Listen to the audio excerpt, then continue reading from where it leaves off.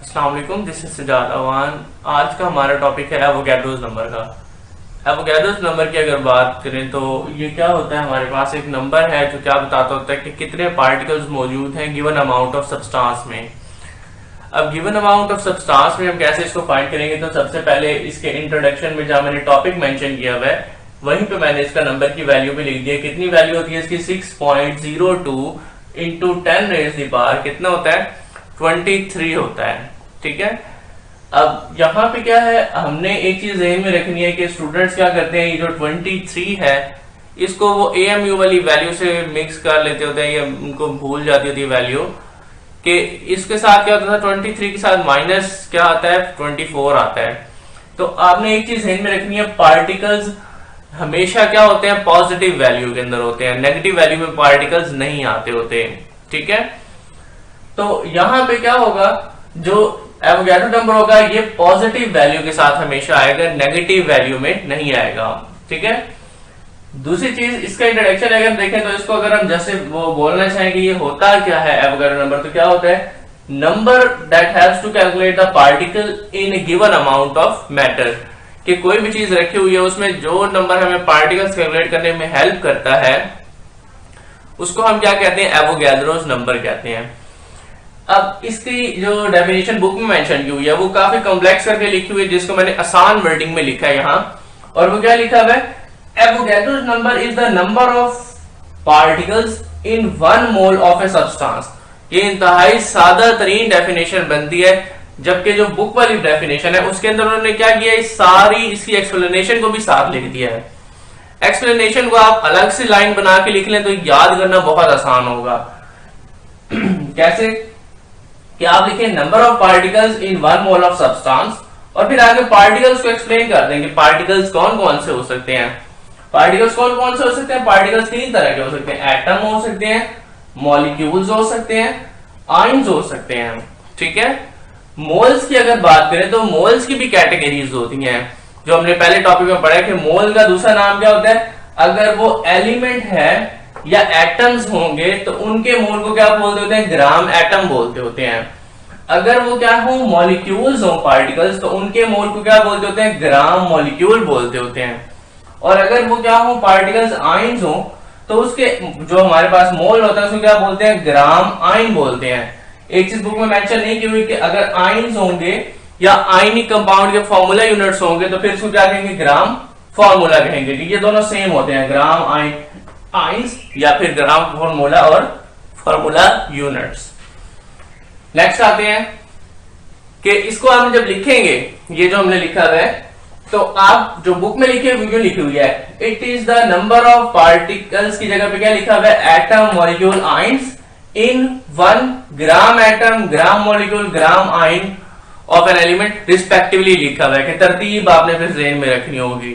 लेकिन उसका आसान तरीका होता है, आप कहेंगे पार्टिकल्स कैन बी दिस, ये वाली चीज अगर आप लिख देंगे तो बहुत अच्छा है, लेकिन इसके विदाउट भी डेफिनेशन कंप्लीट हो जाती है। नेक्स्ट आते हैं उसकी एग्जांपल्स की तरफ और उसका सिंबल की तरफ।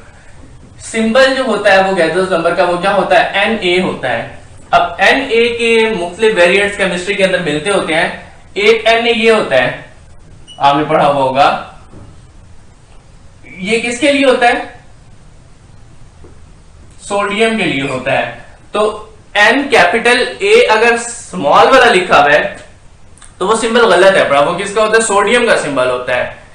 अगर N कैपिटल A भी कैपिटल और उसके बराबर बड़े साइज में लिखा हुआ है तो ये भी आपका गलत सिंबल होता है, कि इसका भी कोई मतलब नहीं बनता है केमिस्ट्री के अंदर।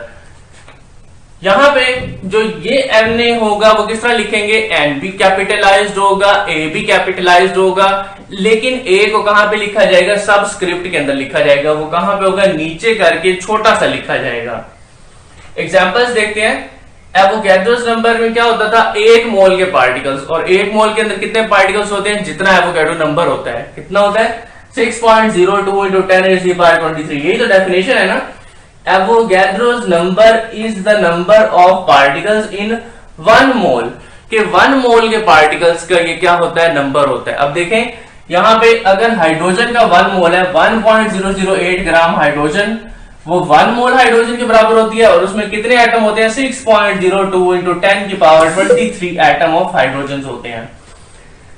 दूसरा 23 gram of sodium, 1 mole of sodium के बराबर होता है और उसमें कितने होंगे, वही 6.02 इंटू 10 की पावर 23 एटम्स होंगे किसके, सोडियम के। 238 gram of uranium, 1 mole of uranium के बराबर होता है, ये उसका मॉलिक्यूलर वो जो होता है एटॉमिक मास होता है और मोलर मास भी कहेंगे इसको। अब कितना होगा वो 6.02 इंटू 10 की पावर 23 एटम्स आ जाएंगे यहाँ पे किसके, यूरेनियम के।